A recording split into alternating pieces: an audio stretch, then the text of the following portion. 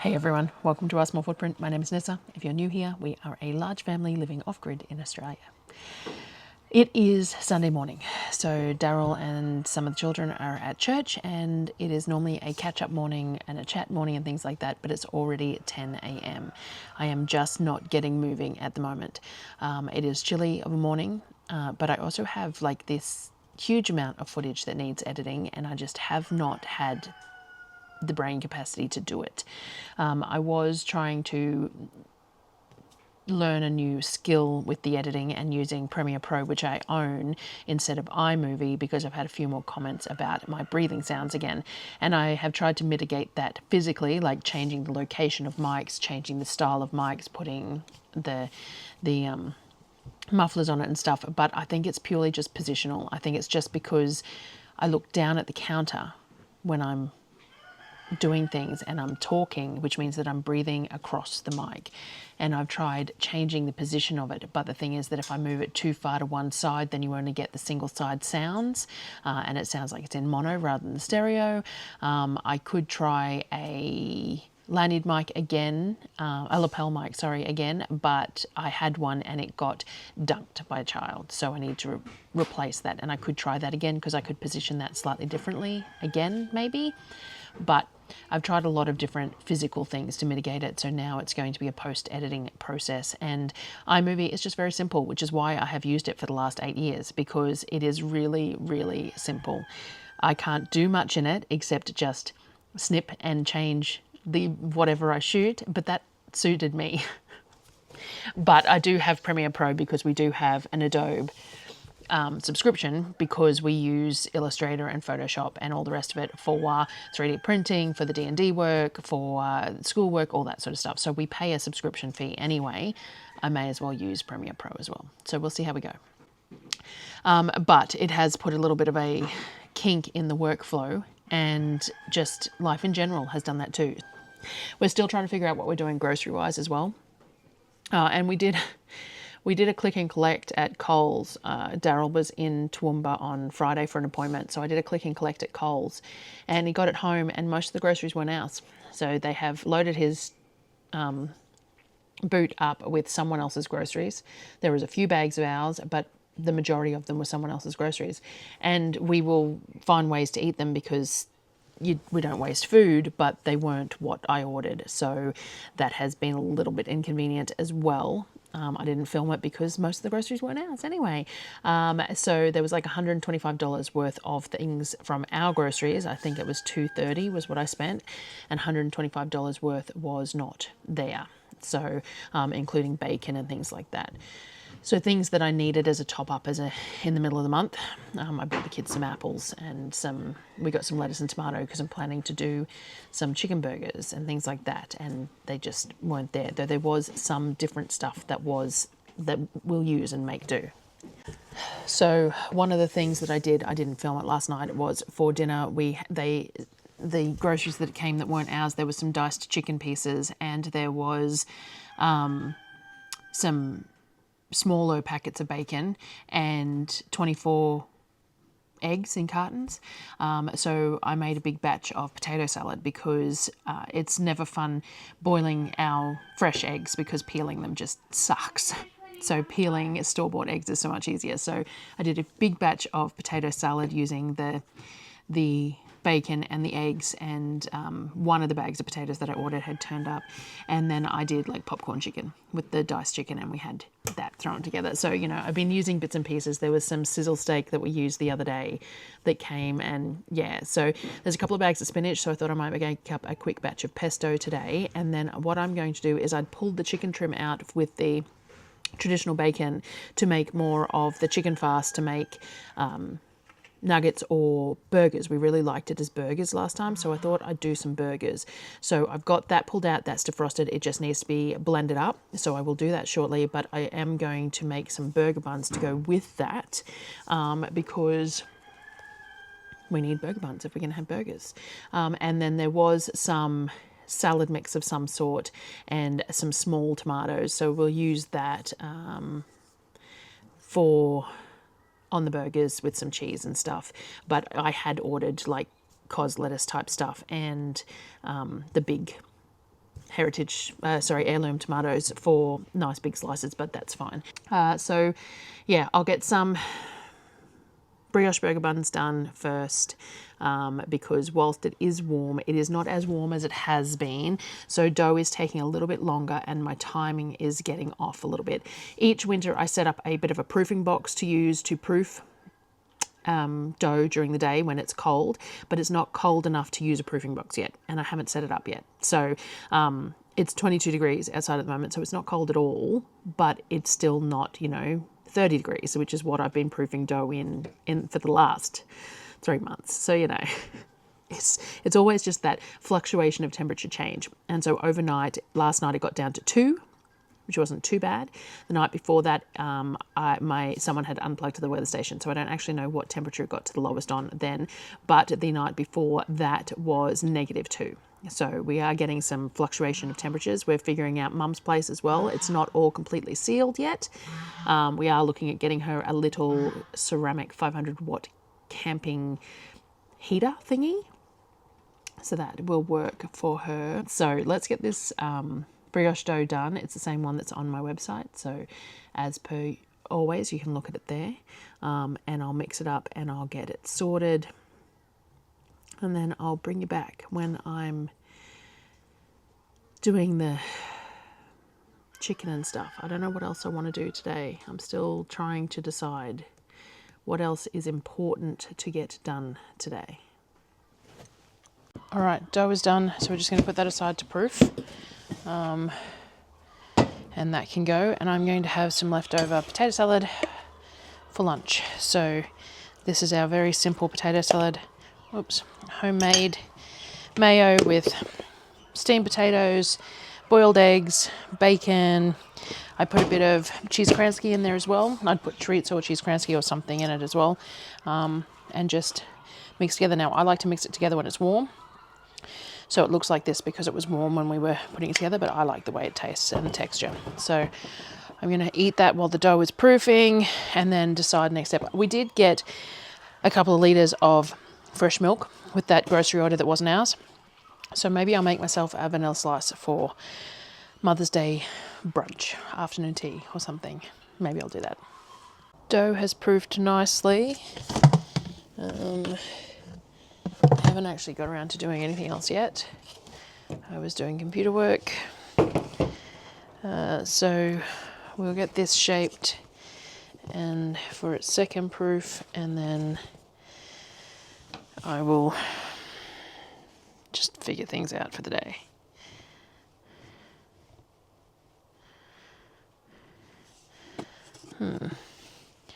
Mustn't have oiled this well enough. It's just not coming out of the container very well.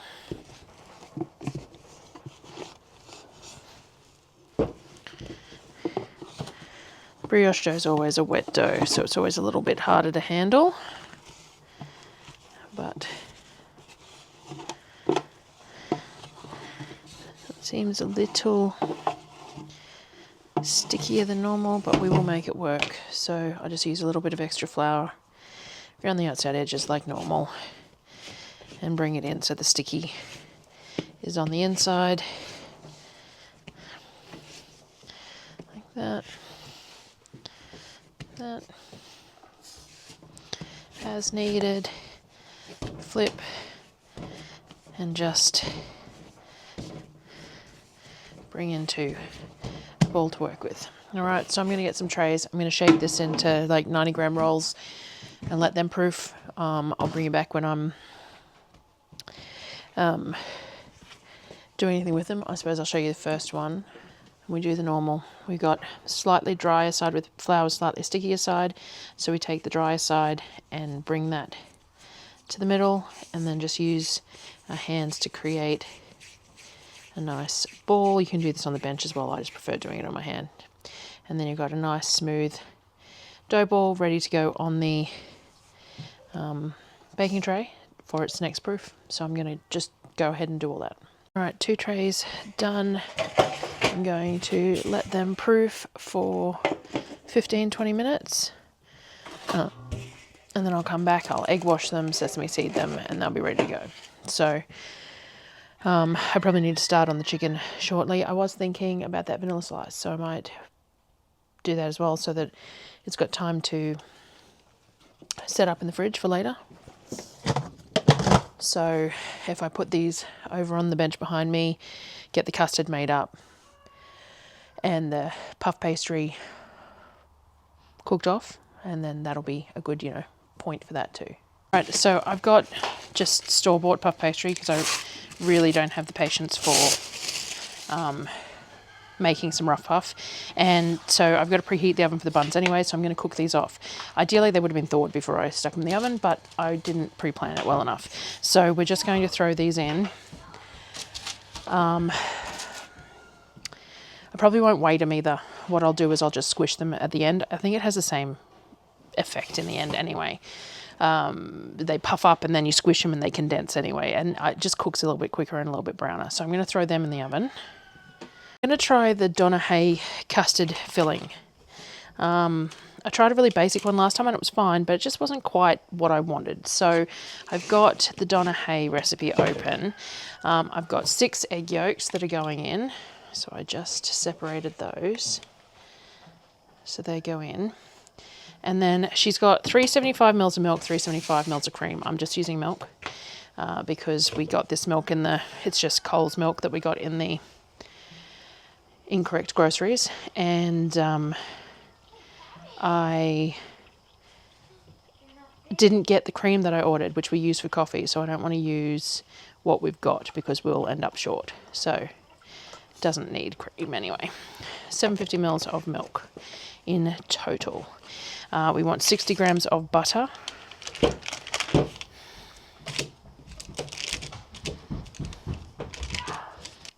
There we go, 60 grams of butter.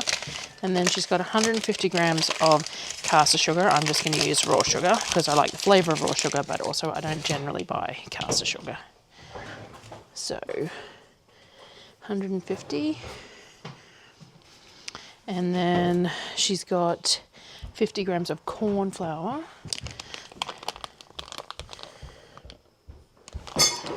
And she's got water. Why are we adding water?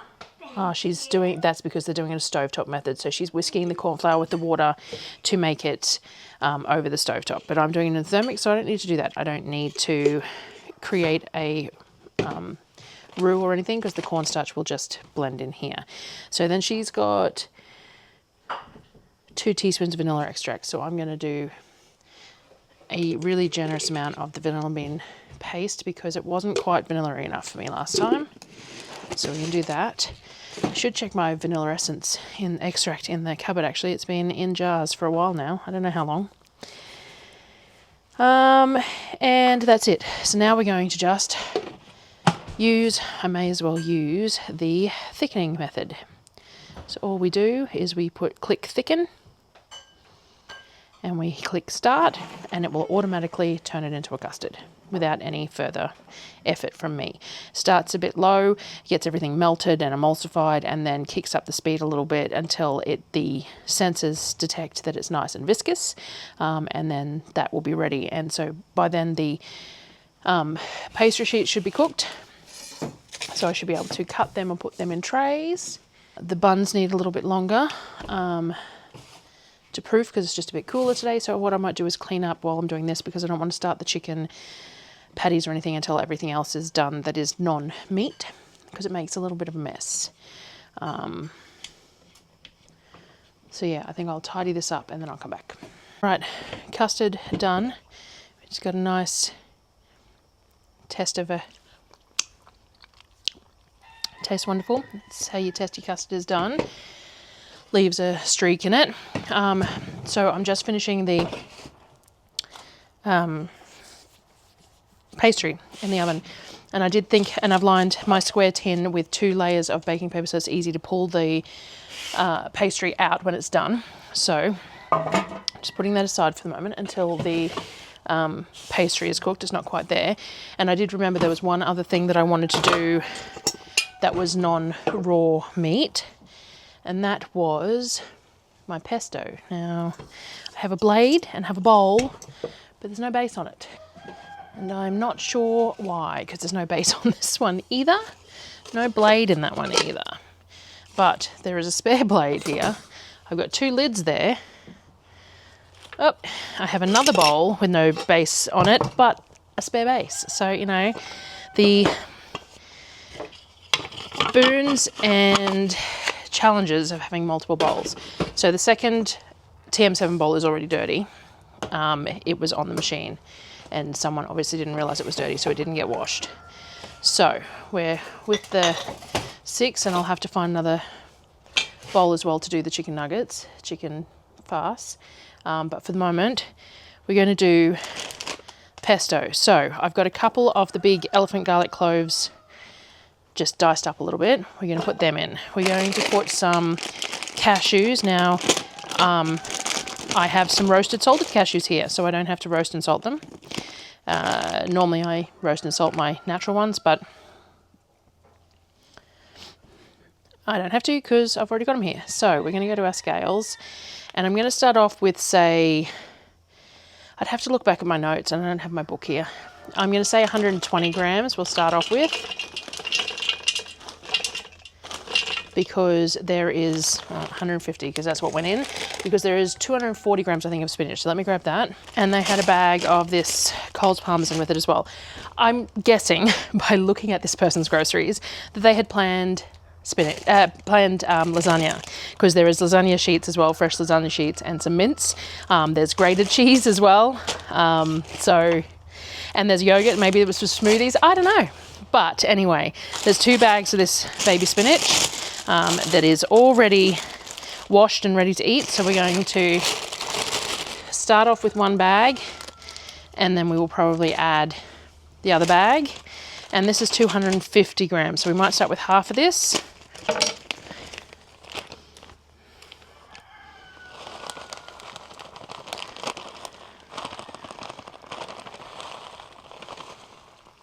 Now, better quality Parmesan will give you a better tasting pesto, but we're going to be using this in thing, so it's fine. So I'm going to put that in there. Now we need olive oil. Let's start with 60. And then we will see what it does. I'm just going to find my Thermomix spatula. Now, I actually prefer doing things like pesto in the 6 anyway, because it has a big hole in the top that you can push something in. And these Thermomix spatulas have a collar on them. So when you push it into the lid, you can't go all the way to the blades. It's something that the 7 doesn't have. But there's pros and cons to both. It's just something that I enjoy about the 6. So it's kind of nice to have that option. All right.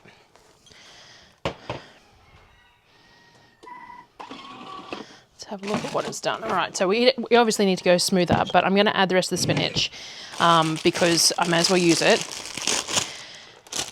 I can't think of anything else I want to use it for in the next few days, and I don't want it to go to waste. I know we didn't really pay for it, but that's not the point. That's no reason for food to go to waste. I suppose I could count this this extra bit of groceries as a food hamper, since we didn't get the food hamper this month because they've stopped doing it. I'm going to put the other half of the cheese in there as well, and I'm going to put another whack of olive oil in, another 60 grams, and then I'm going to assess it. I don't know if I want some more cashews in there, but they can always go in a bit later, and you can have some chunky cashews in with the smoother texture. So let's have a look at what this does. All right, so we've still got some spinach to mix in there, but the texture's actually not looking too bad, but I definitely think it could do with some more nuts in there. We also haven't added any salt, but we did add a fair bit of Parmesan, and there was salt on the cashew, so I don't think I'll taste that just yet. I think I'm going to add another 30 grams of oil, so that brings us up to 210, and then another couple of handfuls, which ended up being about another 120 grams. All right, Let's have a look. This is what it looks like, lovely and green. I think that's pretty good just as it is. So I'll have to look back and see what the ratios were that I ended up doing it. It's heavy on the Parmesan, but I decided just to use the whole bag because it's not the greatest flavoured Parmesan. It's perfectly fine, but it's not the greatest. I buy it as well. But so I went heavy on that, so that's going to work. So what I'm going to do for the chicken burgers tonight is I'm going to make some mayo. Some pesto mayo with some of this, and the rest of it I will freeze for other uses, but at least that's used those items out of that groceries that we got, and it won't go to waste. So I'm going to tidy this up again, and hopefully the pastry will be ready. Actually, what I might also do with some of that basil pesto that I just had a thought of was one of the things that was missing out of the groceries that I had actually ordered that didn't turn up was Black Swan had a couple of their new flavours of dips on sale, and I decided to, and the Red Rock Deli crackers were on sale. They were both half price.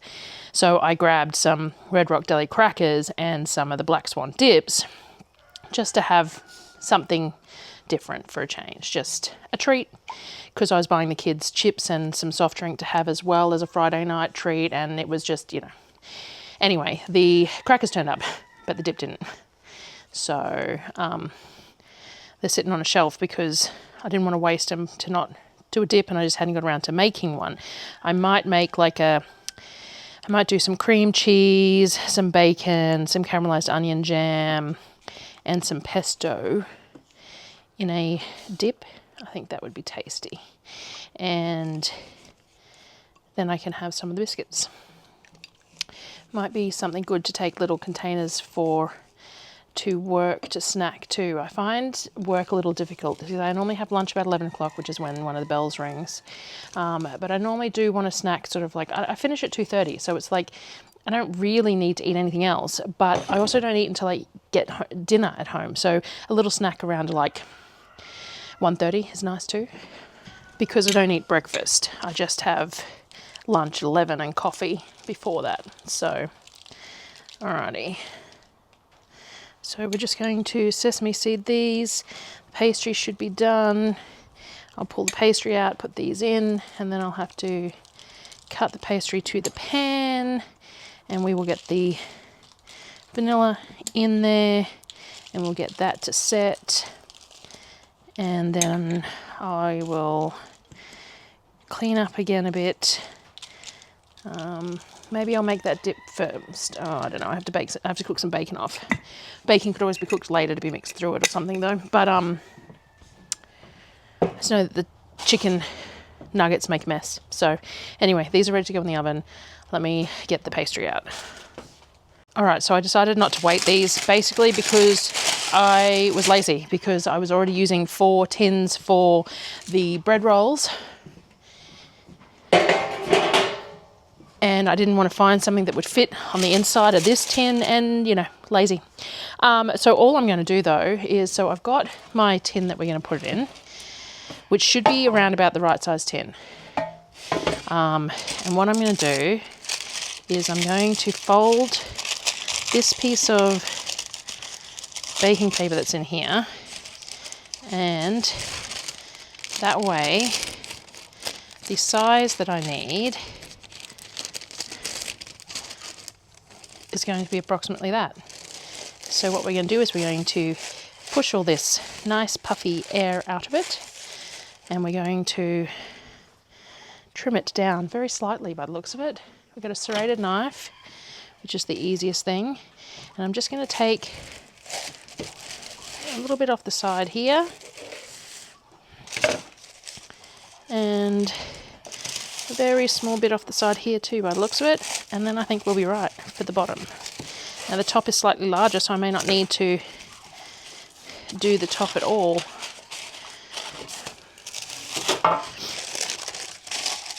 So let's have a look. We got this in. Oh, it's hot. Hot. All right, we need a little bit more taken off the edge, so we'll take this other puffy bit off the edge, and I will find some use for these. I have no idea not. It's tasty. It's pastry. Who doesn't love pastry? There we go. That's pretty perfect. So it just needed a tiny little trim on 3 sides, and it fits. And I've left the puff bit up the top because that's the bit that all the custard's going to go on. So that will work well. Now, I didn't put any plastic wrap on this, so it got a bit of a skin, but it's not going to matter. A few lumps in my custard slice are going to be fine. So we're going to spread this out.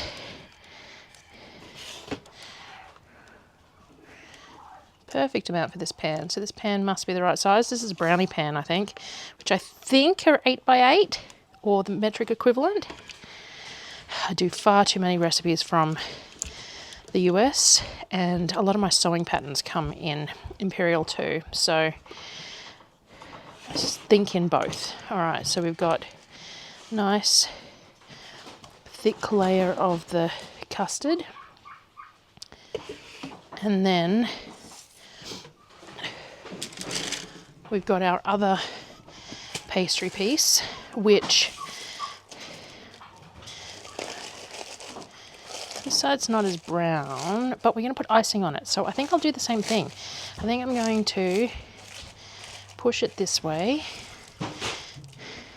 and we're just going to take a bit less off this one.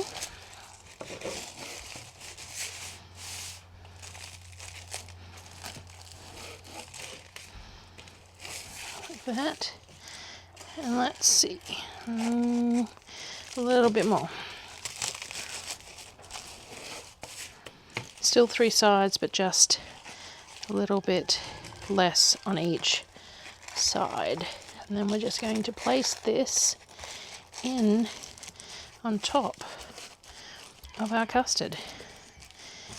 And I have some canned passion fruit, so I might use that canned passion fruit to make some classic passion fruit topping for that. So that's all done. So now I'm just going to cover that and get that in the fridge. Alright, so this is what the buns look like. I actually cooked them at a really low temperature because I wanted to keep them really nice. So they're a very soft bun rather than crusty, just because I think it works better with the really crunchy chicken. I like them crisp, the crunchier with hamburger patties, but because we're doing the crispy chicken patties, I find that the softer texture is better. So both of these are done. Both trays. I have the other tray here. Just lacking in tea towels at the moment. So that's the other tray. Both trays done. So we're just going to put these aside to cool. And because I did them soft, I can actually put the trays back over them and it's not going to matter. They're just going to soften further in the steam, but they're a soft milk bun anyway. That is, I may not have mentioned that before. If you want a really nice crusty one, cook them at 200, 210, and get that real nice crisp crust on them, and they'll still brown the same, probably a little bit heavier brown, but they'll be crustier. If you want them soft, you cook them at sort of the 180, 190 for a little bit longer, and you end up with this sort of a really soft milk bun style roll. And then storing wise, if you put them in an enclosed container, they're going to stay soft, and if you leave them out, the outside is going to get crispier and stale, but the inside will stay nice and fresh. So there's options with those. So I'm just going to get these put aside. I've got to put this pesto away. I might make the dip in this jug. So instead of, like, I'll scrape the bulk of this out, but there's still going to be some left in the jug because there always is. So I might make the dip straight away in the jug, so that I'm using up anything that's left in the jug. Right, so with the pesto, I'm going to put some in a jar because I'm going to use some of this in the mayo that I'm going to make. And I like a generous amount, but I might do like BLTs tomorrow or something with the mayo and stuff too, so I'll make a decent amount of mayo. Now, pesto discolors, which is partly why you can't can it. It's because it oxidizes. And this is a really nice thick one, and I purposely did it really nice and thick so that what I can do, like for this particular jar, is I can put a little bit of, this is going to be turned into mayo, so that little bit of oil is not going to matter. A little bit of oil over the top will keep it really nice and green. I'll put a lid on that one. I'm going to fill some of these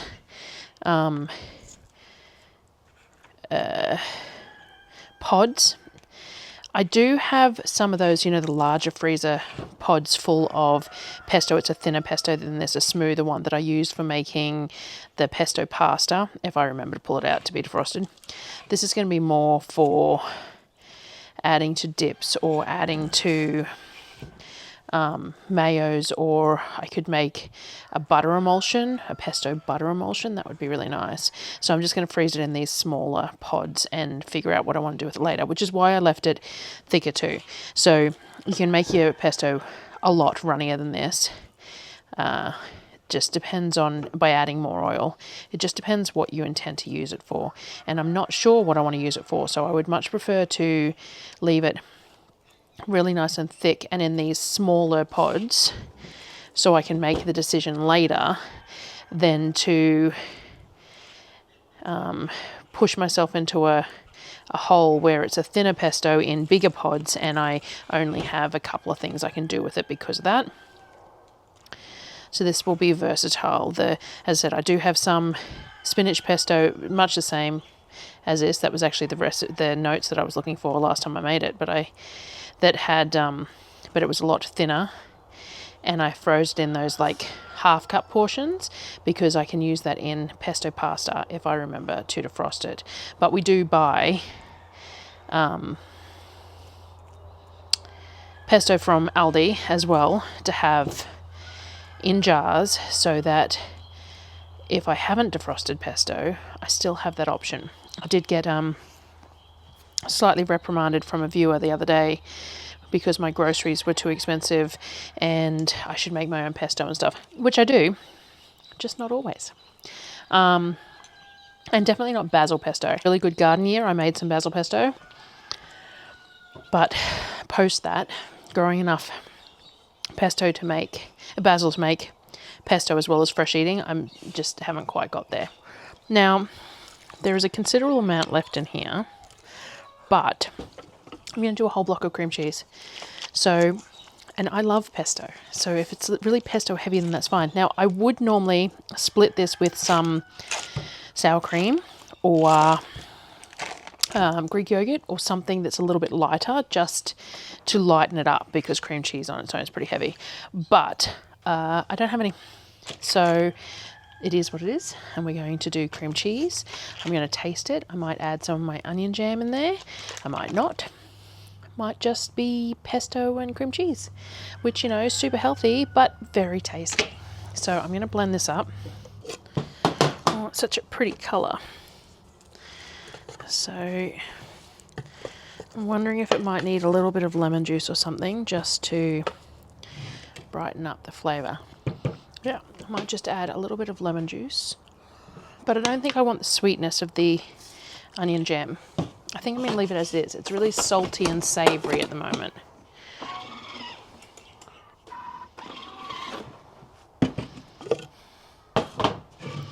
There we go. Lovely, light, fluffy.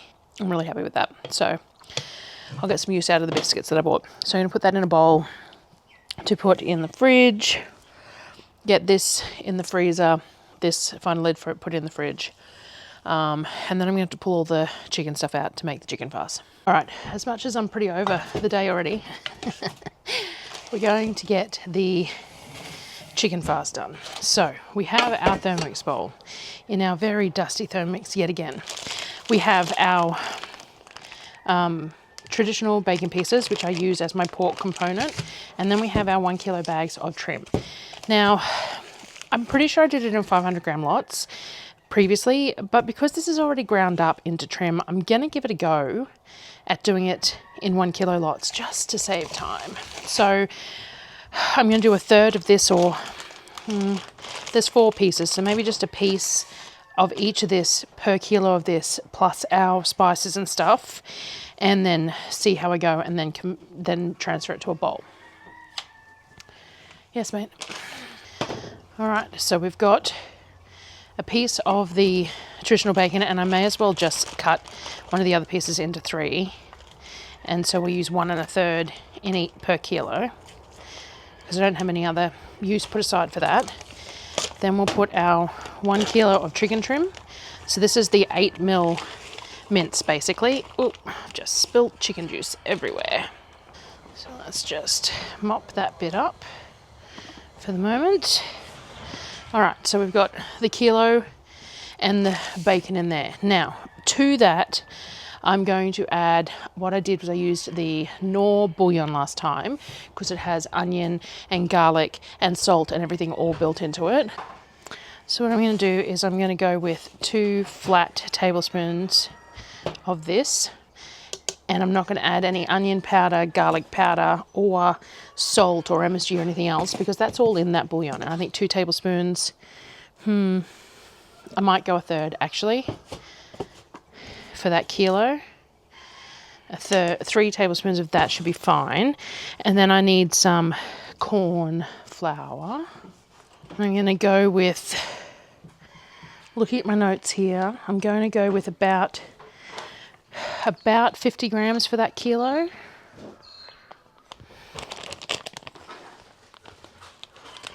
All right, and then we're going to do a little bit of cold water. Now, there was a fair bit of liquid in the bottom of that chicken because it was defrosted, so I'm just going to go with, say, 25 grams of that. And we'll see how that comes together. So, lid. I will probably need to wash the Thermomix spatula as well, because I'd imagine that I need to push it down while it's running. But let's see how we go. That 1 kilo amount, I'm going to need the spatula.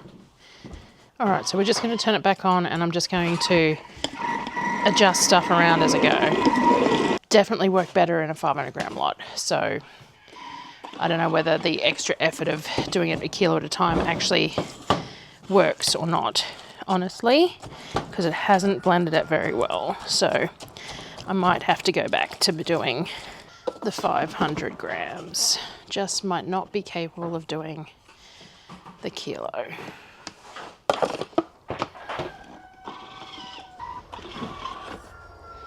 Let's have a look. It's just not quite as emulsified as it should be. It's not bad though. No, there is still some, oh, that's a big chunk of the bacon still in there that hasn't broken down. So we're going to have to take some of this out, and maybe I'll break the bacon up first, add it back in. So let me grab a bowl. Let me take some of this out. And then I'm also going to, see, I created more work for myself, hoping to make less. I created more. I should have just stuck with the 500 grams. Cut that up a little bit more. We will rotate the stuff on the bottom that's well emulsified further to the top. Get this on, and I'll go wash my hands. I think that might have done it.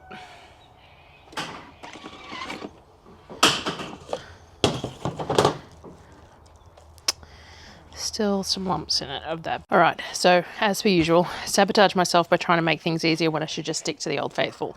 So I had to go that had to go in and out of the Thermomix a couple of times in different sequences to get it right, but it's right now. So I'm going to stick with doing it in 500 gram lots in future. So we will break it down to be the 500 gram lots. We've got a couple of pieces of this, and I'm going to break this up a bit first.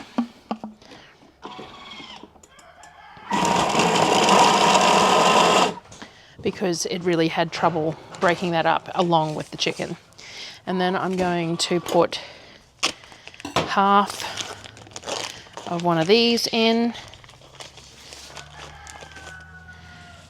to about the 500 gram amount. Still very slightly frozen, which is beneficial for fast making anyway. We're going to put about 30 grams of the water in there. I'm going to wash my hands before I touch the dry stuff. All right, so we're going to go back to bouillon, and we're going to do about a tablespoon and a half because we did 3 to the 1 kilo, tablespoon and a half, and we'll go to about 25-30 grams of cornstarch for this.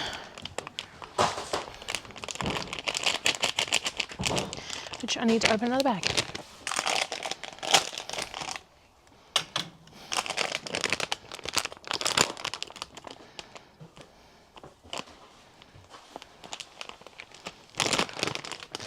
All right, so let's see. We'll blend this. And that was only like 15-20 seconds rather than the minute and a half that it took me to do in bits and pieces of batches, and it's pretty perfect, straight up. So I think that's definitely the way to go, is just to do the 500 grams at a time, multiple batches, and it works without having to screw around with the method or anything else. So I'm just going to do the rest of the chicken that I've got here, get it all done, and then we'll shape some to freeze for the to chill for the patties for dinner tonight. All right, so that's 3 kilos of chicken, the kilo of mince, and all the other bits and pieces. I've worked out last time that I'm pretty sure that one of these ended up, like a heaped one of these, ended up being about the 90 gram mark, I think. Maybe not, maybe that was the nuggets that I did. Let's have a look. Let's put this on here. I get asked all the time about these scales too. I should link them in the description because they're the OXO ones. I see a lot of people use them. I've tried a lot of different scales. I found these ones pretty consistently good. So let's see what, yeah, we're talking 100 odd grams of chicken in this scoop. So that will work. And then all I do is I have a bowl here with some cold water in it that I'm going to wet my hands and smoosh it out into a circle-ish to go on the buns, and repeat the process. So just do like that. This water obviously is used purely for this and will be tipped out, and the bowl will be cleaned, and just like that. And then we're going to put this in the freezer to chill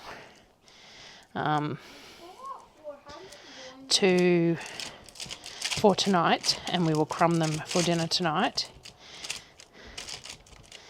And then the rest can be either frozen like before crumbing. I did end up giving up on the chicken nuggets last time, and I froze them just like this without crumbing them, and then when I wanted to serve them up I crumbed them.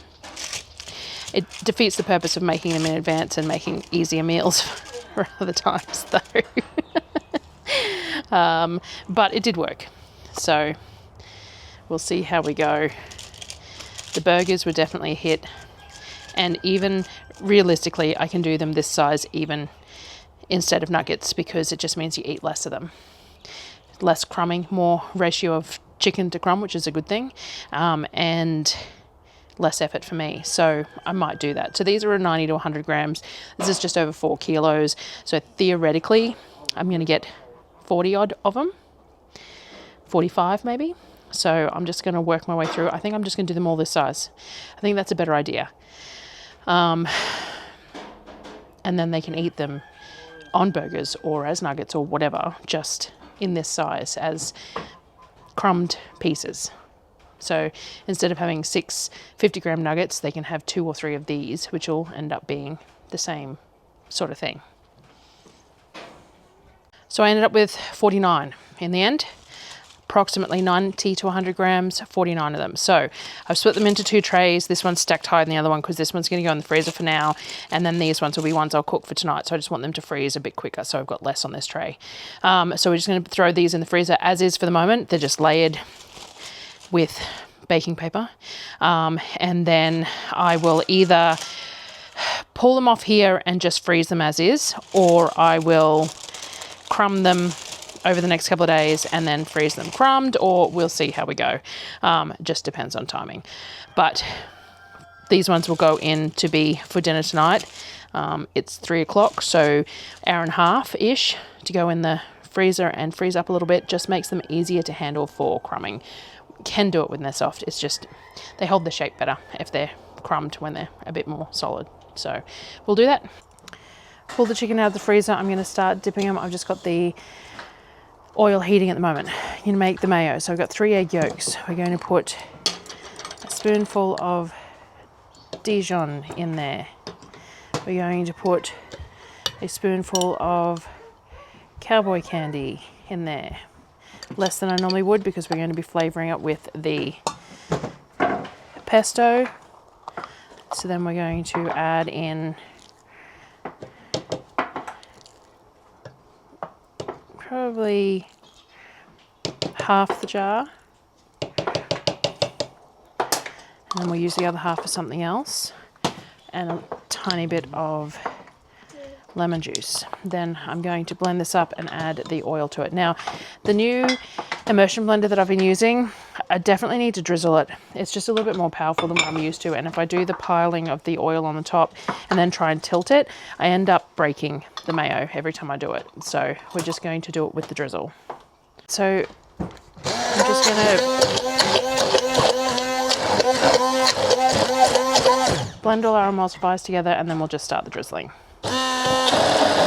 So I left it pretty thick because we're going to be spreading it on the burgers. So it's a lovely bright green, thick pesto mayo. So this oil is starting to get up to temperature, so I will start dipping and we'll do the normal. We're going to, now these really could have done with a bit more time in the freezer, but I know, I got my timing wrong.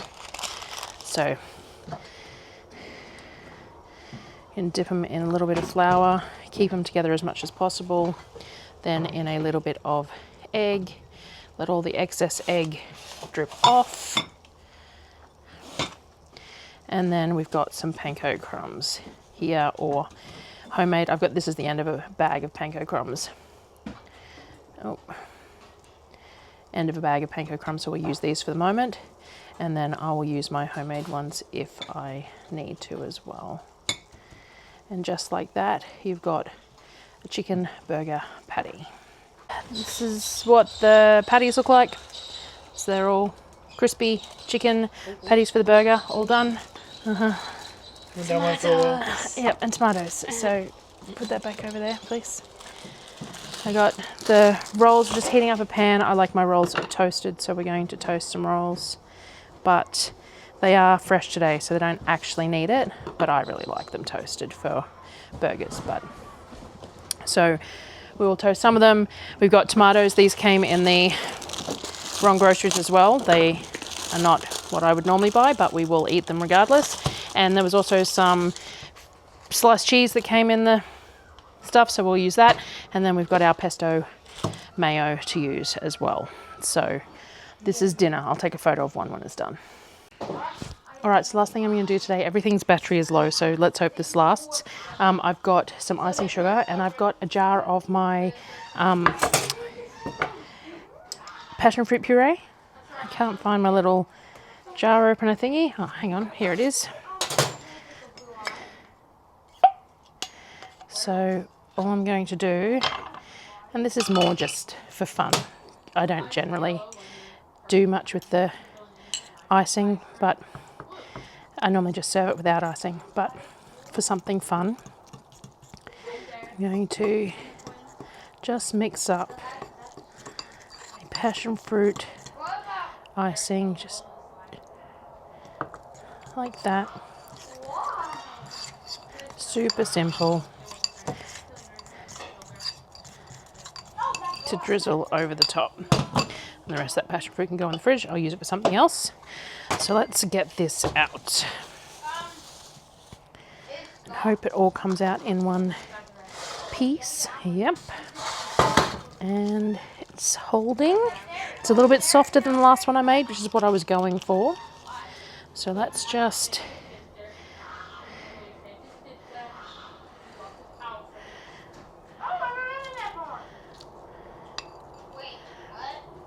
thin layer from edge to edge like that. And then I just have to find the right knife. I want my Victorinox serrated knife, so I've got to find that. All right, serrated knife is generally best, but it's still not going to be the easiest thing to do. But you just saw through the pastry and then push through the custard in the middle. It does need a little bit more setting, but we're going to enjoy it regardless. And then through the pastry in the bottom. I'm definitely making a mess here, but this is what I wanted, a nice softer. All right, so this is what it looks like. It's a bit soft, needs setting, more setting. I did everything a bit late, but it's going to be so tasty. It's just going to need to be eaten with a spoon. So that's dessert. Hey everyone, so it is Tuesday morning. To work tomorrow, and I didn't get a whole lot done yesterday, so we did all that prep stuff on Sunday. Yesterday I did cook a brisket with some cheesy parmesan, garlic rice, and some steamed veggies and stuff for dinner, but I didn't record any of it. And other than that, I made leftovers for lunch. I think we had leftover burger buns with bacon egg rolls or something like that, but I didn't record any of it. I did most of my day was spent doing admin work, doing some D&D work and some typing and all that sort of stuff. So, but today I need to get some stuff done because I'm going to need lunches for the next couple of days for a start, but also just trying to get stuff done. Now, Darryl's left for Toowoomba because one of the kids has a doctor's appointment, so he's gone for the rest of the afternoon. Those groceries that we got given that weren't ours, a couple of things that were in it was there's some extra lean beef mince. It's just a kilo's worth of lean beef mince, really not something I would ever buy, but we're going to use it. There was some lasagna sheets and some grated cheese. So I'm guessing the person was planning to make lasagna. Now this is only 8 sheets. I'm not sure how far this would go into the size of a dish. Does it say? Because normally I layer meat in lasagna sheets. It doesn't actually say. Normally I would make my own lasagna sheets and I would just make as much as I needed. This says it has 8 in it, and I just don't know what sort of a size the sheets are. So each sheet is that sort of a size. So let me grab a pan. I would normally make lasagna in a pan like this. So we're talking 1.5 sheets per layer. So if we did lean on the layers, we could get 2 trays done. So that's all right. Okay, so we'll do lasagna, because I was sitting there going, maybe I need to do lasagna soup. But that should be enough to get me 2 trays worth, because I don't want to bother doing one. Now, in regards to the mince though, I didn't pull any extra mince out to defrost. I could quick defrost another kilo, and that would give me 2 kilos of mince. I could soak some lentils too, and then we could have some, extend it further with the lentils too, and veggies and stuff. I don't think I've got any zucchini left, but I've got carrots and I've got some celery. I've probably got some bacon, things like that. So basically we'll make a bolognese style mince, a little less wet than my normal bolognese because we're going to use it in lasagna, and we'll make 2 of these using up this stuff that we've got, because there's still a 2 litre of milk left too, so I can make my bechamel sauce and everything using the milk that's there. So I think that's what I'll do. So I'm going to grab I think I'll grab another kilo of mince out, because even if I added lentils and stuff to this would be very lean. And I like to fill my trays, and I like to get a couple of meals out of it and things like that. I could stretch it, but I don't need to, so I'm not going to. So I'm going to grab a kilo of the half a cow out, and then we will start mincing up our veggies and getting everything sorted, and we'll make a couple of fairly quick and easy lasagnas. All right, so I've soaked the lentils in some boiling water so they will be nice and hydrated. They're better if you hydrate them first. I forget all the time, and then I put them in like a bolognese mix, and the tomato base of bolognese really inhibits them getting soft. So they're absorbing all that liquid now, and then they will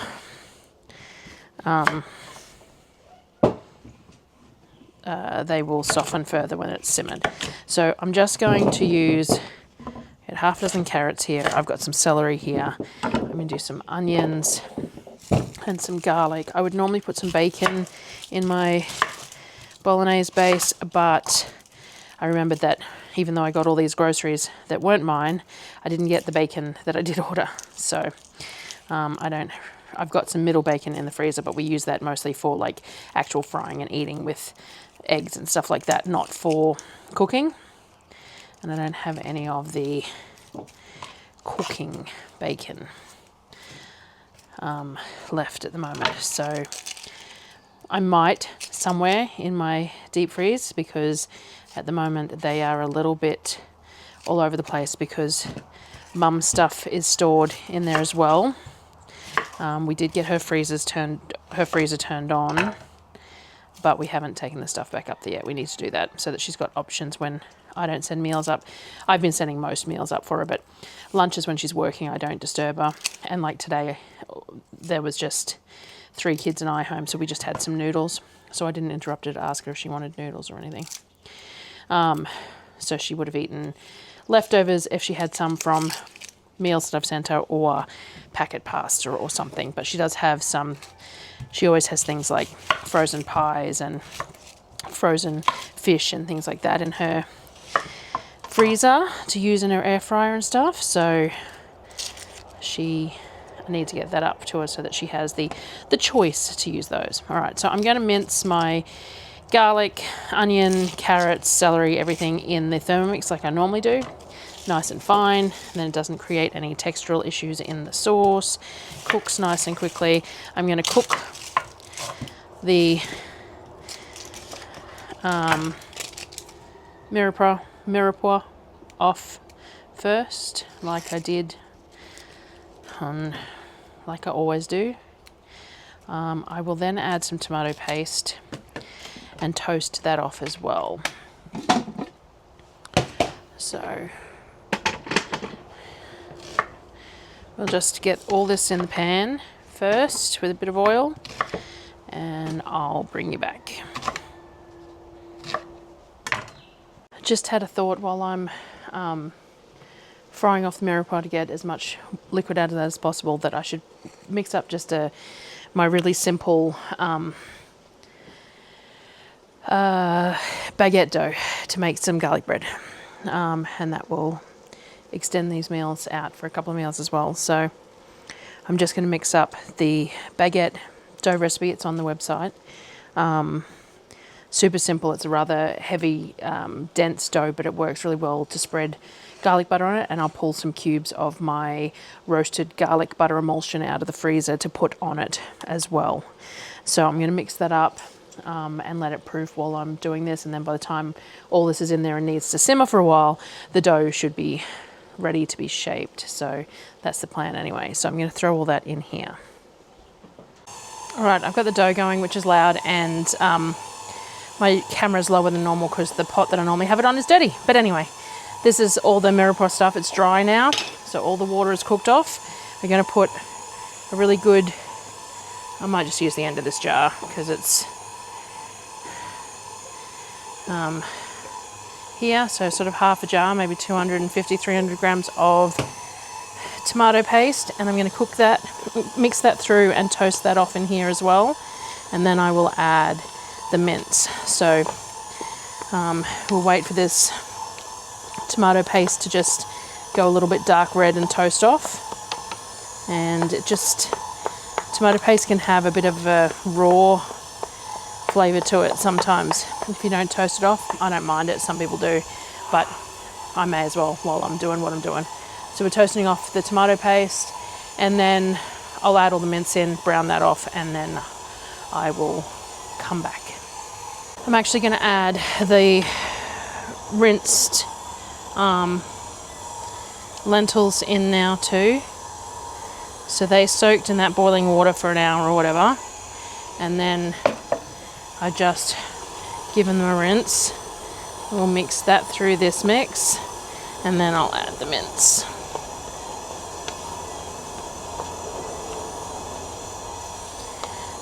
One thing that I like about adding lentils and stuff is that it lets you add more liquid because it'll soak up the liquid, so it means I can get away with adding more stock and more passata and stuff, which adds more depth of flavour without it ending up too runny. So I'm going to pull that dough out now. I don't think you can. I think you can just select where on the body, like you select the body part, and then if it's got an option to put it on, you can. All right, all the mince is browned off. We're going to go super simple with liquids for the moment. I've got a jar of passata, which is tomato puree in America, I believe. All right, and then I've got a jar of my really rich canned chicken stock, which I'm going to put some in the jar to get the rest of the passata out first as well. And then I've just got one of the big tins of finely chopped crushed tomatoes, and we will see how that goes. I will add some balsamic vinegar, as I normally do, as well as some Worcestershire sauce. Not that one, babe. Yep. The homemade Worcestershire sauce. So balsamic vinegar, we give a good slug of. The homemade Worcestershire sauce, again a good slug of.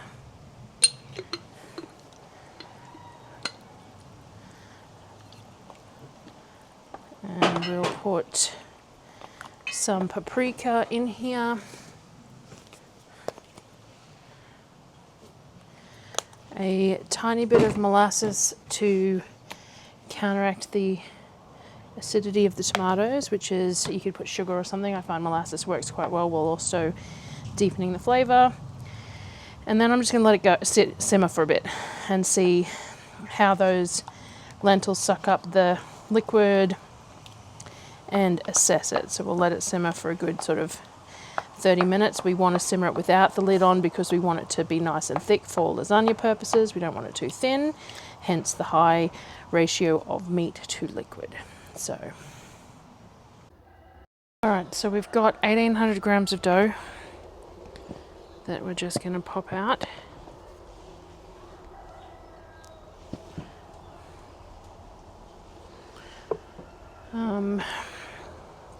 These are going to be shared garlic breads, so I'll probably do them at 300 grams each. Just do 6 of them at 300 grams each.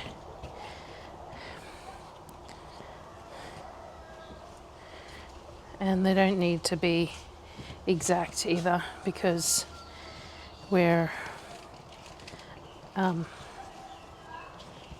baked into lengths. One of those days. Lengths for garlic bread. Close enough is good enough. It doesn't have to be precise. So we'll just go approximately 300 grams each. I could weigh them and adjust it slightly because some of these are obviously a little bit bigger than others, but I can just do it by eye too. I think we're good. I'm really not fussed at the moment. And then we're just going to do these baguette style. So just stretch them out gently but firmly into longer. We'll put them across the tray that way, so we want them sort of, you know, the length of that. So that's sort of a length, and we just try and get it as even as possible and roll them up. Now this one is very much less even towards the ends, but we can let it proof again anyway, so it'll be right. So we'll just place that on the tray and we'll repeat the process. Nothing fancy today. This is purely just a side to the lasagna that can be used to stretch the meal out to maybe 2 or 3 meals, or dipped into it just as a, you know, carrier for sauce or whatever. So I'm really not overly fussed.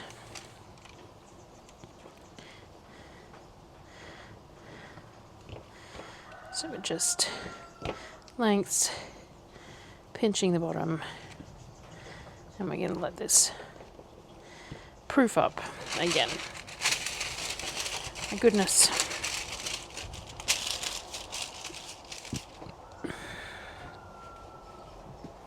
All right, the bread is done. I'll show that to you in a second. So let's make a super simple bechamel style sauce. We're going to grab the scales.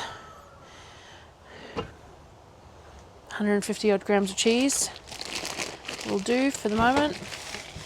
We will put cheese on top of things as well. We'll grate that up so it's smaller. So that's finely ground up into smaller pieces so it won't affect the mixing process. We'll put about, I don't know, 80, 100 grams of last of the butter. 90 grams it ended up being of butter. And we'll do about the same amount in flour. Alright, about 90 grams of flour. We'll do a litre of milk.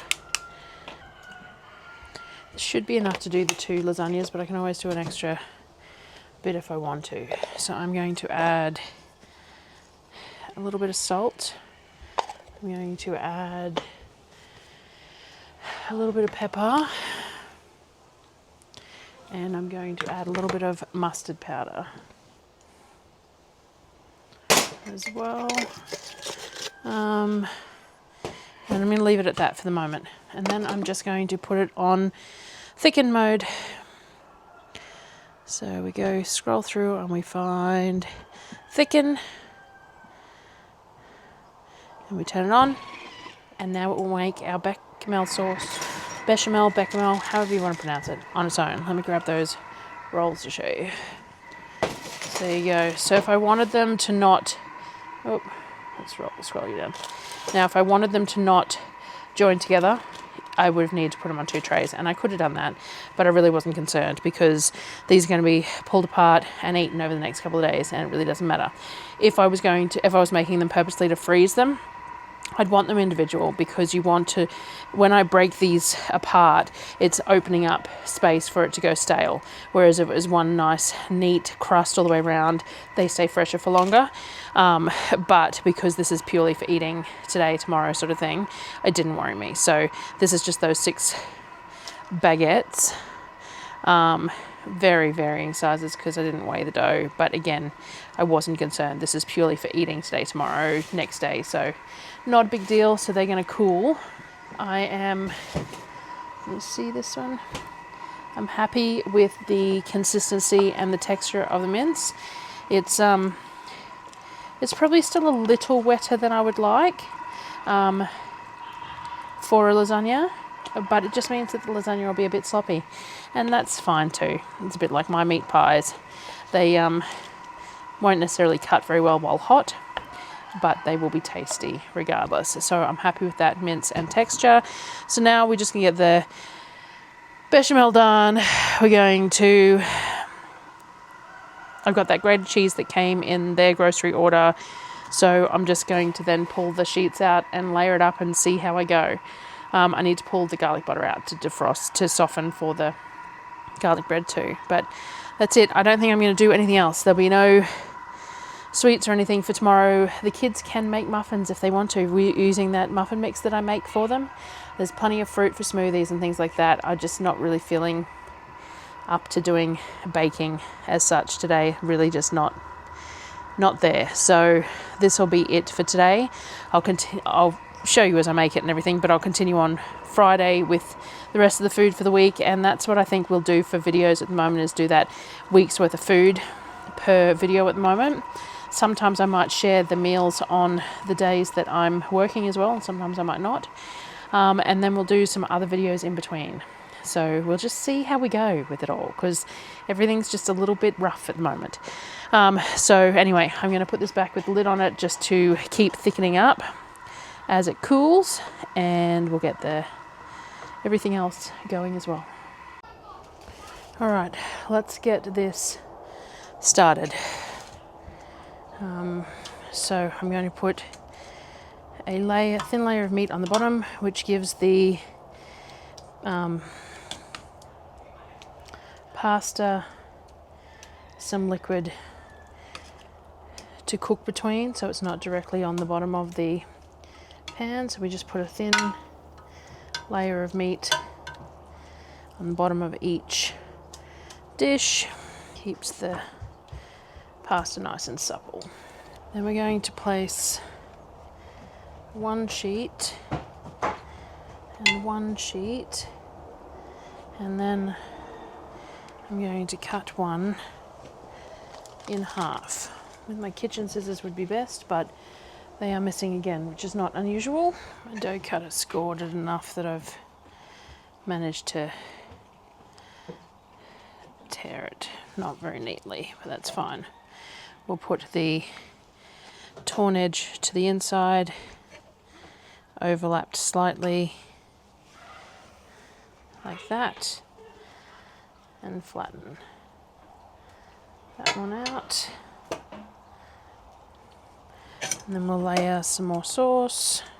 Now we're going for a decent thickness layer, but we also want to make sure we have enough meat for all of this. So we're being generously frugal with our meat. Making sure that there's a nice coverage, because we want to make sure that the pasta cooks in here.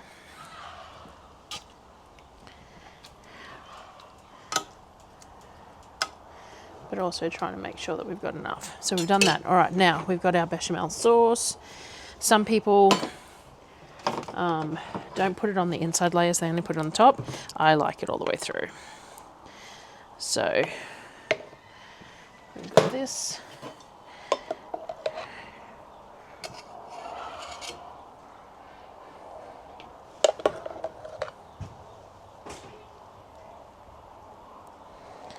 About a cup and a quarter. And then I'll just gently just spread that out a bit, like that.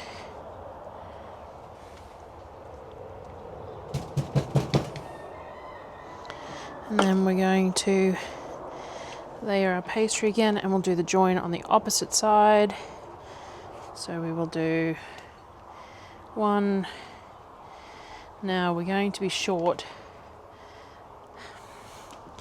a piece when we go to do that last one. Really needed 9 sheets, not 8, but we will just make it work. Now I do have those little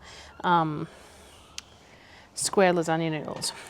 Now they're dried, which is not ideal because this isn't. But I think I can make it work. I think if I just scatter them like this. I could have just made a batch of homemade pasta. I totally could have, but I just you know, I'm wondering, oh, I was going to say, I'm wondering if I should do one whole one that has only these and none of the fresh pastry on it, and one fresh one that has only the fresh pastry sort of thing. Maybe I should do that so that there's some consistency.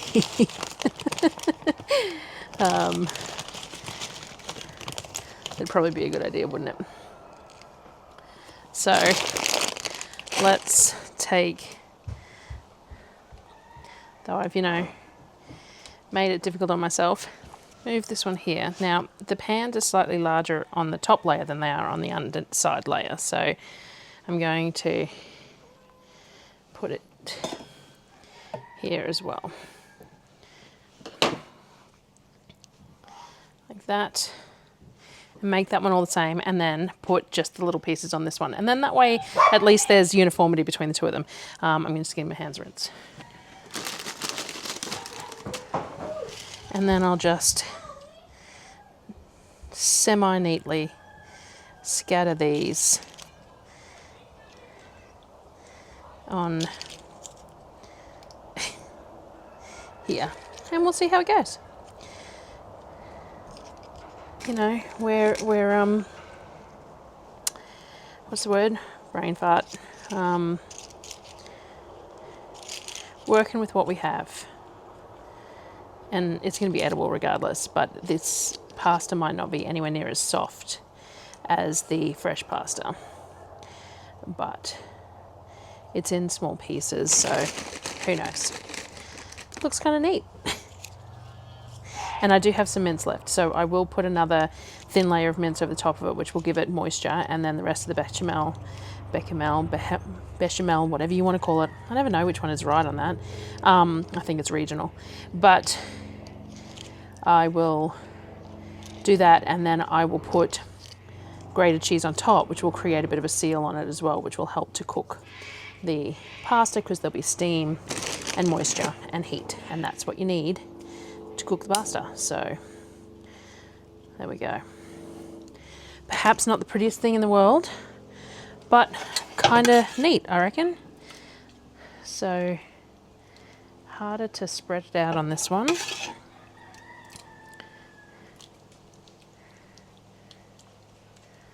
Because everything's going to move.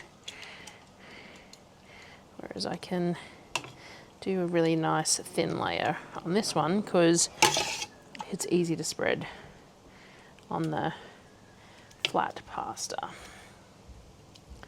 So I might just get this nice thin layer, and then we'll put the rest on the other one.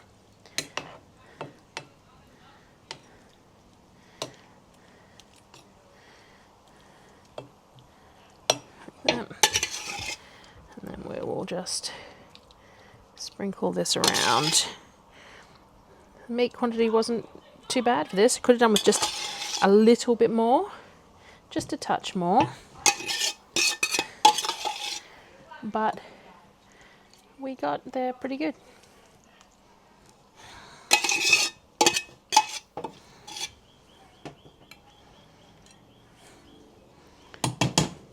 I feel like if I just scrape the very end of this out, we'll be able to get some on every bit of that pasta. So I think I did really well there, actually, for something that was completely winging it with ingredients that I didn't even order. All right, so the bechamel next. Whatever we've got left, we will spread between the two. Again, I could probably do with a little bit more, but not enough to be worth making another whole batch. And we'll put cheese on top as well, so it should be fine.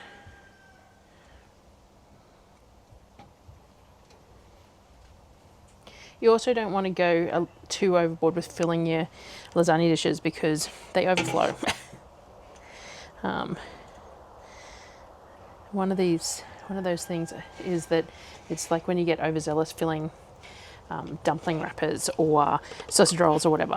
You think, oh, but you know, I want to make the most of it. I'm going to have it nice and full and make the most of the wrapper and good meat to everything else ratio, and that's all good and well until your wrappers burst or your sausage rolls get soggy bottoms or your lasagna makes a really big mess in the bottom of your oven.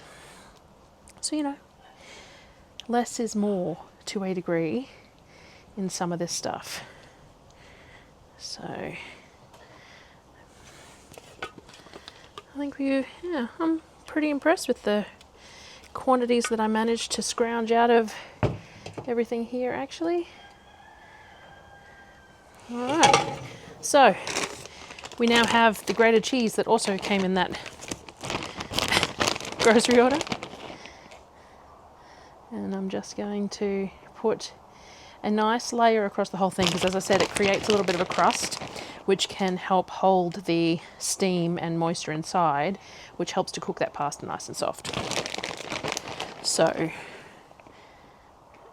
and I have no other use for grated tasty cheese because I buy the cheddar that we cut and grate as needed, and I buy pizza cheese for pizza. So this is its purpose. And being that it was bought and the lasagna sheets were bought and the mince was bought and everything else, I assume that this was what its purpose was for whoever bought it too, whoever ordered it. Because it makes sense, doesn't it? I'm guessing they just weren't making food for as many people as I do. But we made it work. So there you go. 2 lasagnas done. Now, what's the time? It's 4:30, so I'm going to stick them straight in the oven. It takes about 45 minutes to get that pasta nice and soft. So that's that now. All right, we're going super simple with the garlic bread. I just split it in half and I'm just going to put it in the oven. The lasagna is ready to come out. I really like it when you cut it like this and you put the butter in between. It's nearly impossible to do when the bread is this warm. So this is the easier option. But I'm going to do 2 of them like this.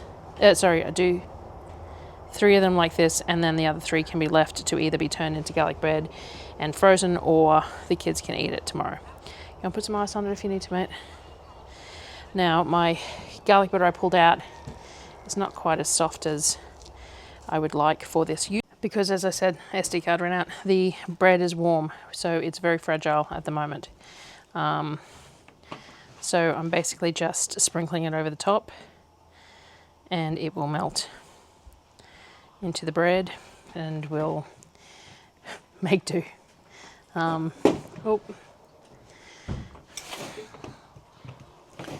So it's soft, but it's just not spreadable soft. It's just not quite as frozen soft. So anyway, we'll make it work. It'll still be tasty. And then they can have leftovers of this tomorrow if that's what they want. And we'll just make it work like everything else today. So I will finish this, I'll get this in the oven, and then I'll show you the lasagnas as I pull them out. Hey everyone, welcome to Our Small Footprint. My name is Nyssa. Actually, this doesn't need to be an intro because this is a follow-on video. It is Friday morning, so I worked yesterday and Thursday. And over the last 2 days, I did the normal food that we always do. We had leftover lasagna for lunches because of the lasagnas that I baked. We did, we did lemon chicken with veggies and rice for dinner last night. The night before that, we had leftover lasagna and some other bits and pieces and things like that, so I didn't film any of that. Today, I've got to get a few things done. I've just spent the morning doing washing and stuff. Darryl is in Toowoomba today at an appointment. So he is gone for most of the day. So we got the washing done, and now we need to get a few extra bits and pieces done. But first thing I wanted to do was get some English muffins dough done, and we're going to have pizza for dinner tonight too. So I need to get the pizza dough done too. So let's get all the doughs done as the start of the day, and then we will move on from there and see what else we need to get done today. I don't know. I don't know yet. So English muffins was the first thing, and I'm going to do a big batch of them because I really like them frozen. The kids can use them as open face pizzas, but there is a sandwich toaster at work too, so they work quite well for me to put ham and cheese or whatever in them and toast them at work as a quick lunch too. So I'm going to do that, get the English muffin dough done first, get it set aside in a bucket, do the pizza dough then next, and then I can shape that. And I actually got the little dough containers that I've been eyeing off on Amazon for ages. A viewer sent them to me, so I get to try them out this time, which will keep the dough in a ball rather than it all melding together, which should make the shape of the pizza when I roll it out much more uniform, which would be really nice. Unnecessary, but kind of nice. So we will give that a go. So let's get the doughs started. Let me find my book. Now my English muffin dough recipe is on the website. Trying to find my scales. Here they are. We're in the process of trying to rearrange bits and pieces of the kitchen too. We got a new laundry sink, I think you can see it there, so that we can get the other sink fixed, but still have running water. But we haven't got around to rearranging anything else yet, and we're still just getting there, and everything is a mess in the meantime. So let me grab the bits and pieces that I need. All right, I really like English muffins because I feel like they're one of those breads that stays fresh for ages. So it works really well. I've got the kettle on just to warm the water up a little bit because it's cooler today as well. And then the way I made this, that's how cold it's been, mind you. My coconut cream is solidified on top. When I did this recipe, it was based on being able to use a 400 gram tin of coconut cream because we were completely dairy free at the time.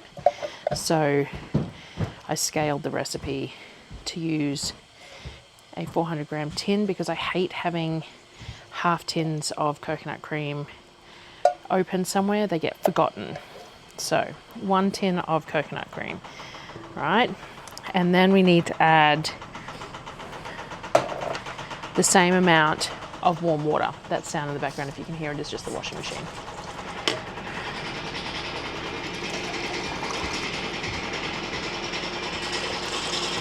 The shelves have been shifted obviously, and now the washing machine makes the shelves rattle when we've been moving things around.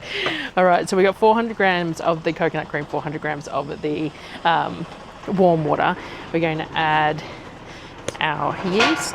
Man, for some reason today it's really going off. Some sugar, as I said, the recipe's on the website anyway. And some olive oil and some flour.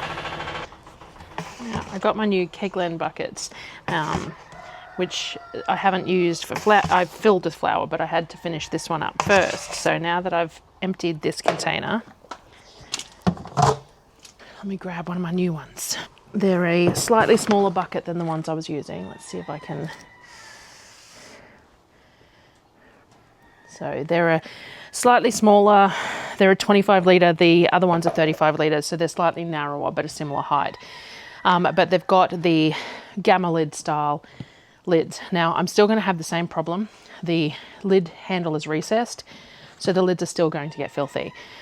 But they're a lot easier to open, and that was the main thing. So we've upgraded to these. So I get to open this one for flour now.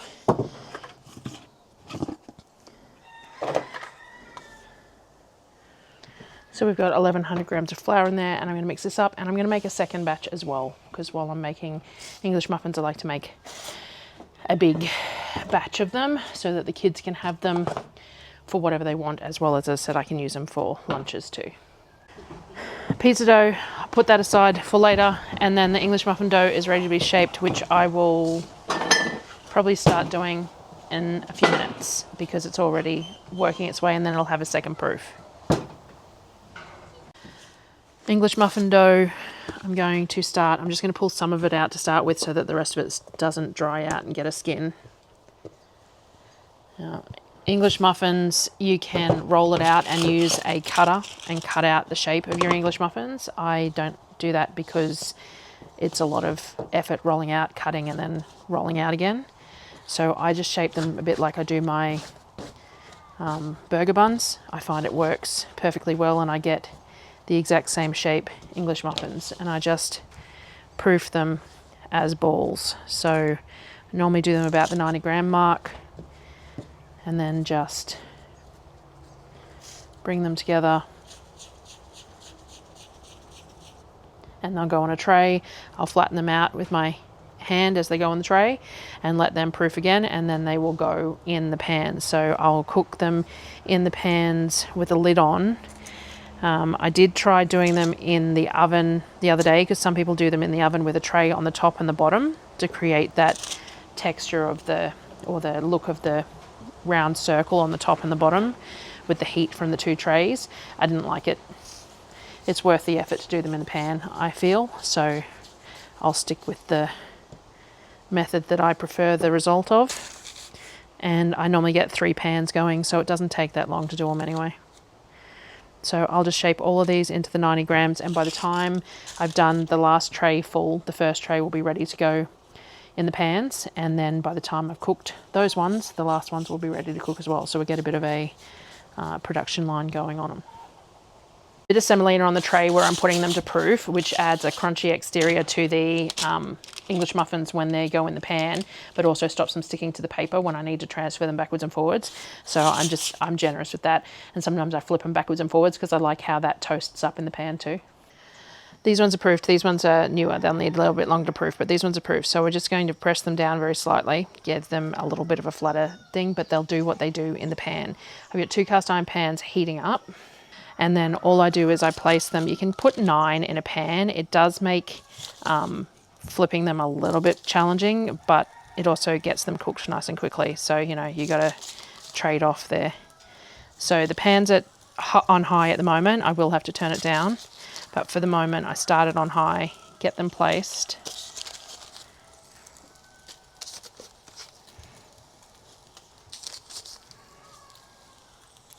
Like that, and then we use the big black baking trays as lids, because I don't have any lids for these size, for these rectangular pans. And then it takes around about 4 to 6 minutes on each side. I think this is probably a bit hot and we'll have some burning, but it is what it is. Oh no, not too bad. It's a bit like, as I always say, when you're cooking things for the first batch of things, it's like your first batch of pancakes. They're never quite right. And they have ended up a little bit big for 9. Like 9 is always a challenge, but this is more than usual.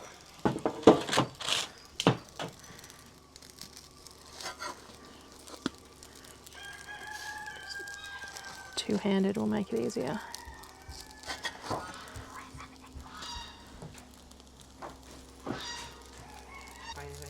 All right, so I've turned that down a little bit for the next side, and we'll cover that back up for another few minutes. Right, so nearly all of them done. Got the last few just in the pan, finishing up now. So we've got the full tray there. And I have cut some open so that I can make them up. So that's what they look like on the inside. And I've got some onion jam,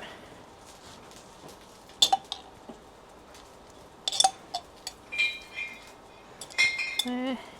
Got some cheese slices left still, plastic cheese because it's super tasty.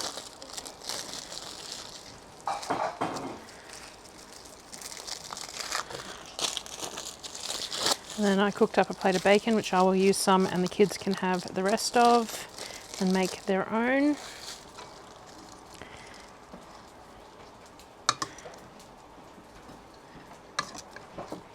I like the crispy bits, so I take the crispy bits of bacon, and then I have egg.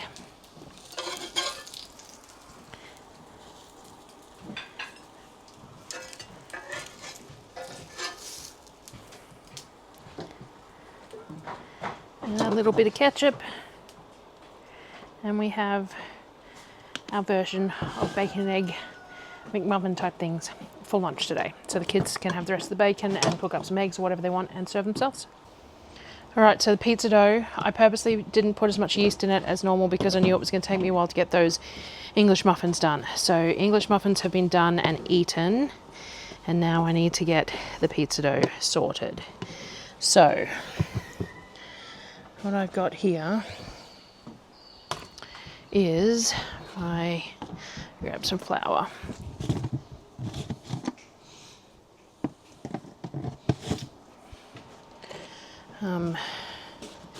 normal pizza dough, except that instead of having to do it in the straight-sided container that I normally do, these are the containers that I had on my wish list that were bought for me. So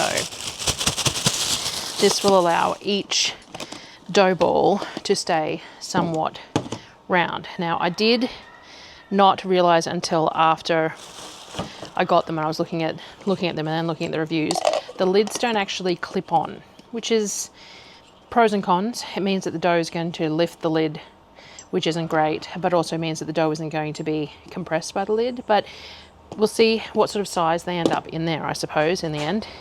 So, and we will stack them. And what I'm going to look for is a flat container of some sort that these will fit into, so that when I stick them in the fridge, they aren't loose, they're in something else, because I think that that will work really well, to have them inside that container. All right, so we're going to aim for 200 gram dough balls, I think, is what I normally do. So what do we got here? 962 and 1006. So 1970-ish. So yeah, if we go 200 gram-ish balls, a little under, just to allow for those few extra grams here and there. And then we'll shape them into the containers and we'll see what they do. I probably should have got this before it was quite as proofed as it is, but I also do want to eat it tonight. So like in future with these containers, the beauty of these containers is that I could make the dough of a morning with the plans to not eat it for a couple of days. So I don't let it do much in the way of any sort of a bench proof. I just stick it straight in the containers, sort of give it 15 minutes to be shapeable, and then throw it straight in the containers. To proof over a couple of days in the fridge, which lends to some really tasty doughs as well.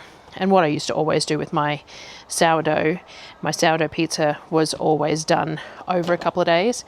It's only because I have gotten to the point of using yeasted dough that it doesn't anymore. So what I'm going to do is I'm going to shape it into the balls like I plan. Then I'm going to gently oil the inside of that bowl and put it seam side down, so it looks like it should have like more than enough room to be a really nice dough without pushing that lid off at that 200 grams. So I'm going to repeat that process. The boxes had 8 in them, 6 in them I think, and I needed 10, so I had 2 boxes on my wish list and they bought me both. So I feel very, very grateful to anyone who buys anything off my wish list, because it's stuff that I will buy for myself eventually, regardless. And a lot of the stuff that drops off my wish list I am buying for myself. But it is so nice to receive some of this stuff that I keep on, dropping down the list as going not quite as important as other stuff. And for it just to turn up is pretty amazing. So I'm going to do that. So I will show these to you once when I go to make them for dinner tonight. I did pull some chicken thighs out of the freezer as well, because we don't have huge amounts to put on as pizza toppings. I know someone's going to say something about how I probably should have washed these before I used them, but I didn't, and I didn't think about it until then, so that's life. I did pull some chicken thighs out of the freezer because I don't have huge amounts of stuff to put on pizza. It's my birthday on Sunday, so I'm sort of just doing a bit of a celebratory weekend. Daryl's grabbing some click and collects today, and I got myself some Tim Tams and things like that. So,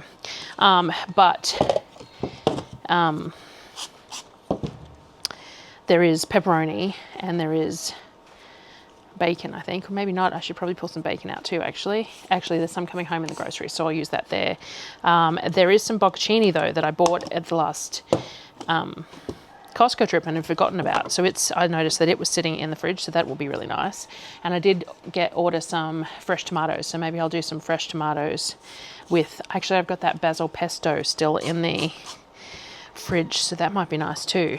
Basil pesto, fresh tomatoes, bocconcini, bit of bacon, salami, that kind of thing. But yeah, so I'm just gonna get all these put away and in the fridge, and I probably won't do much else this afternoon, but I'll bring you back if I do.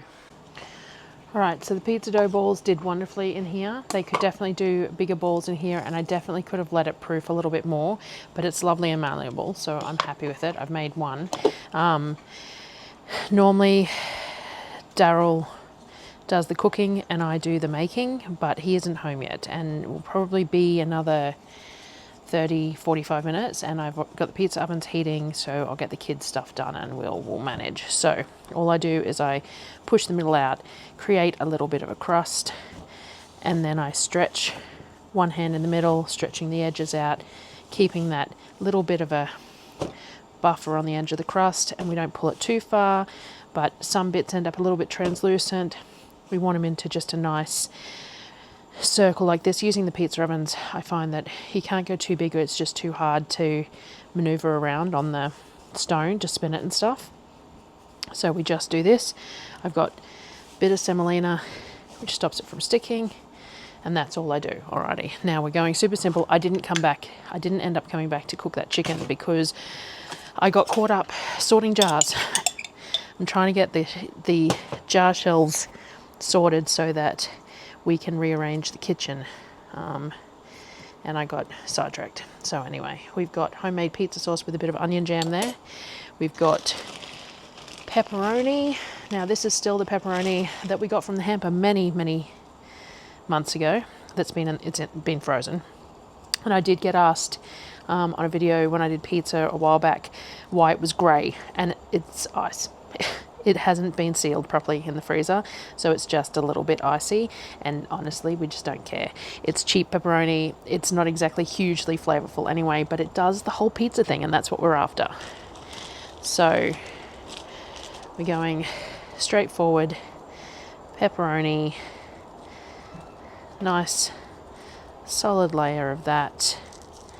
We have some bacon left from lunch that I've just crumbled up a little bit to add a little bit of salty bursts flavor wise. I haven't opened a tin of corn. Normally I have corn because I really like corn on pizza, but I didn't get there. So we've got those little crunchy salty bursts of bacon there. Oops. We've got home canned pineapple for the kids. I really dislike pineapple on my pizza, but the kids like it, but they do like it in these like slivers rather than chunks. I don't know why I don't just can it in the slivers. That would save me breaking it up when I'm making pizza and washing my hands constantly. But anyway, so we have smattering of pineapple over the top, and then we're going to do cheese. And then I have the fresh pesto that I made. I've just thinned it out a little bit with some olive oil so that when these are done, we can then do like a swirl on the top of the really tasty pesto. Bit of a motley pizza today, but it'll be tasty. Some of this cheese is frozen into blocks. I need to get my rolling pin out and give it a bash. But we got the 2 pizza ovens going, and because I'm going to be juggling both sides of it, I'll have to cook these 2, and then I'll have to come back to make the next 2, because otherwise I will burn them. So this is what we're doing tonight. This is pizzas. I'll show you one when they're done. We're using 2 pizza ovens. We're using the Ovana pizza oven number 1. We have a dual port on our gas bottle, and we're using the Hizo as well as our second one. And this is what the first 2 pizzas look like.